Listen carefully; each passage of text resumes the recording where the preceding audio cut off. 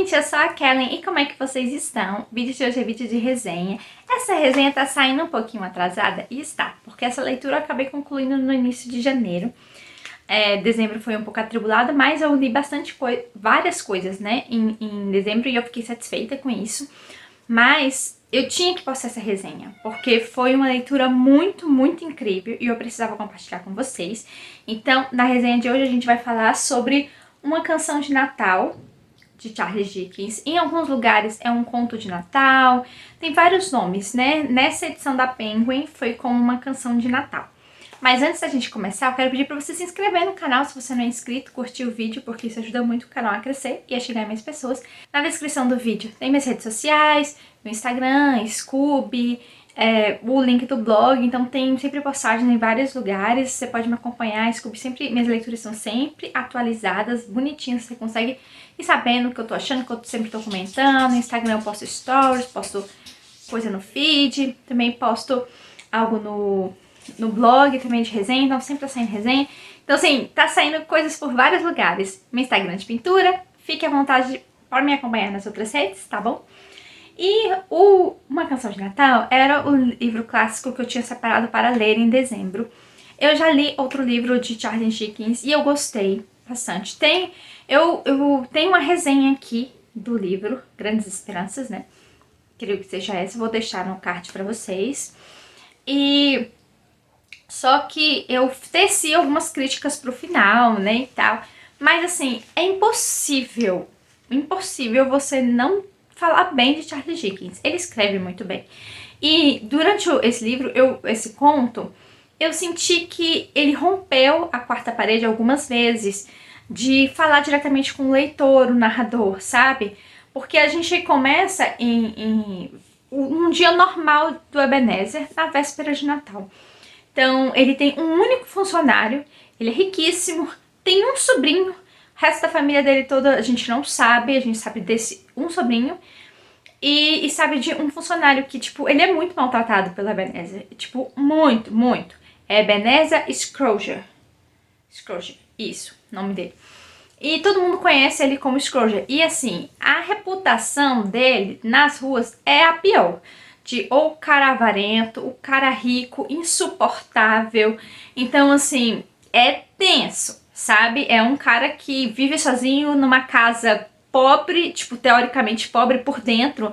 Não tem direitos utensílios, não tem direito comida. Até as coisas que ele come é tipo pouco, sabe? Então, até com ele mesmo, ele não é generoso. Então, é um tipo de avareza profunda, sabe? Não é só com os outros, até com ele mesmo. Ele tudo não acha necessidade de gastar. Então, a gente tem a situação do conto de a gente vê um dia dele normal, a gente vê o tanto que ele trata mal as outras pessoas, trata mal todo mundo que vai lá pedir doação, trata mal o funcionário dele, exige assim absurdamente do funcionário coisas assim muito, muito absurdas. Não dá nem o mínimo pro funcionário se aquecer.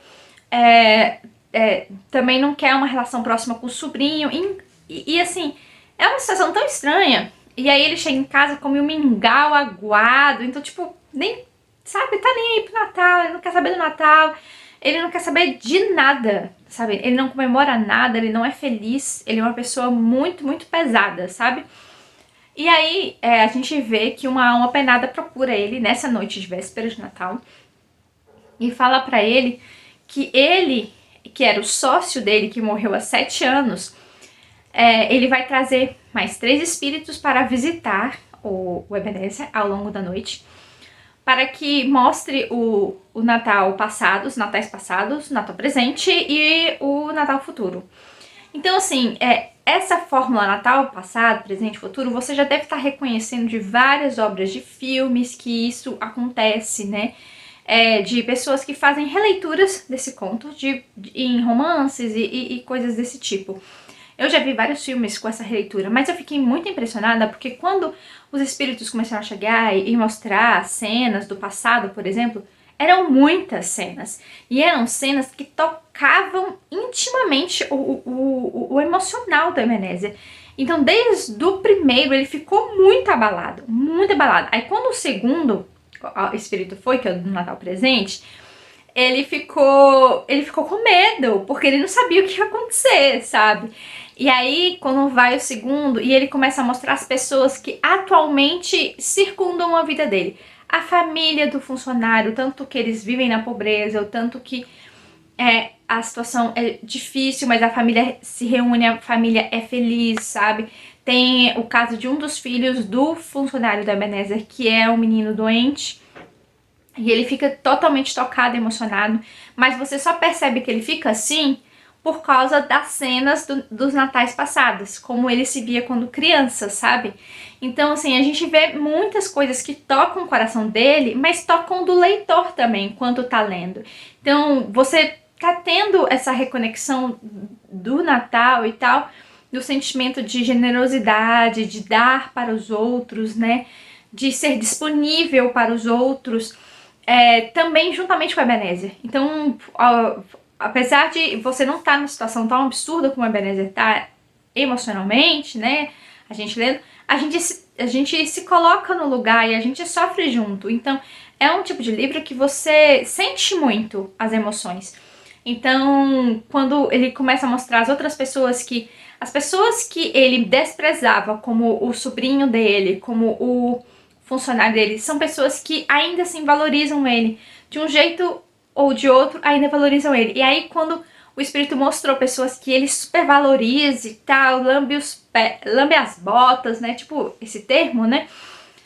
Você consegue ver o descaso que eles falam quando pensam sobre ele. E aí ele fica, nossa, tipo, fulano pensa isso de mim e eu sempre quis agradar fulano. Então, tipo, ele tem um choque de realidade muito grande. Então, quando vai pro Natal futuro, aí é bombástico. Bombástico, bombástico, que aí eu não vou entrar no assunto. Mas depois desses 3 espíritos, o Ebenezer acorda e ele tá onde? Na manhã de Natal. Então ele tem a oportunidade de fazer coisas diferentes na vida dele. E ele, tipo, já é uma outra pessoa mesmo. E ele não tá nem aí pro que as pessoas pensam dele, não tá nem aí pro que as pessoas falam dele. Ele quer fazer o bem, ele quer se sentir amado e amar as pessoas também em volta. Então, assim, é uma mudança, uma transformação muito grande. Inclusive, na introdução desse livro, a gente tem alguns trechinhos falando que o Charles Dickens, na primeira versão desse livro, desse conto, né, ele supervisionou diretamente os ilustradores. O ilustrador, que é esse aqui, que inclusive eles mantiveram o ilustrador da época nessa versão.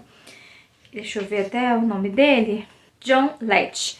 E aí, à medida que ele falava, eu quero uma cena assim, assim, assada. Aí o John Letch fazia e mostrava pra ele, ajeita isso, ajeita aquilo.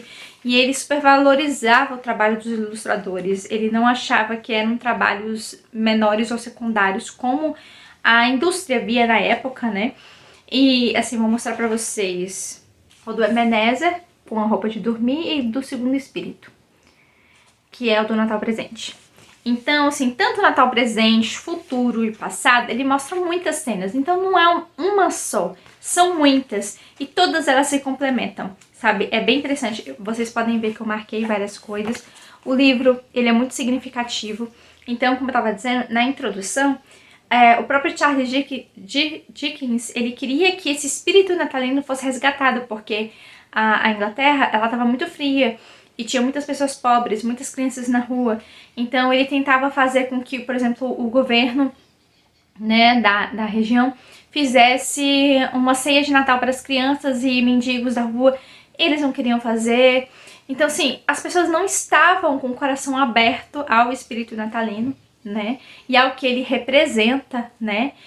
E ele queria que as pessoas relessem esse livro todo ano, para que o espírito natalino entrasse nas pessoas e que o consumismo e toda aquela onda de adquirir tivesse uma freada e que o próximo fosse mais importante que isso, sabe? De você ajudar o próximo, que as pessoas tivessem natais felizes e significativos emocionalmente, não apenas materialmente, né? Então a gente vê isso muito forte na escrita dele. E sim, é um livro que me tocou, me emocionou de várias formas diferentes.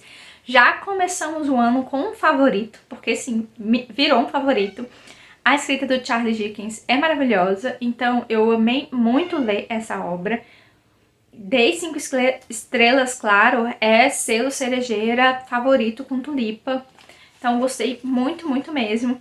E se você não leu, coloque na sua lista desse ano de 2026 para você ler um pouquinho perto do Natal.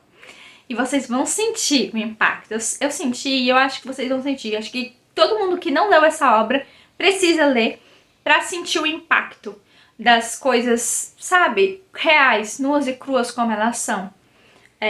E que tudo, mesmo as pessoas cheias de dinheiro e tal, no fim das contas, não leva isso para debaixo da terra, né, quando falece. Fica tudo aqui. Então, o que é realmente importante? O que é mais importante? É muito trabalhado isso aqui no livro e é um livro que te surpreende muito. Gostei muito, muito mesmo. E é isso, gente. Espero que vocês tenham gostado da resenha. Nos comentários me digam se vocês já leram a obra, se vocês têm interesse de ler. Super indico, tá bom? Tchau e até o próximo vídeo.